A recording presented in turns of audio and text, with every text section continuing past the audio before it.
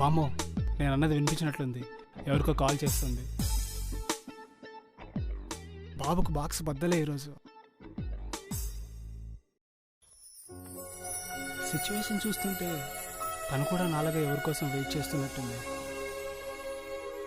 ఎవరి కోసమైతే మనకెందుకులే అని నేను అంటుంటే నా మనసు మాత్రం నా మాట వినట్లేదు. వెళ్ళి తనతో మాట్లాడమంటుంది.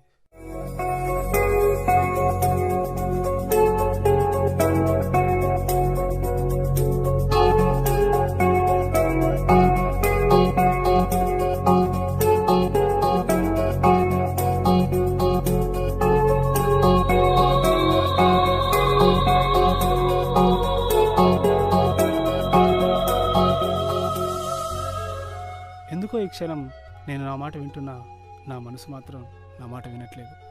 వెళ్ళి తనతో మాట్లాడమంటుంది. కానీ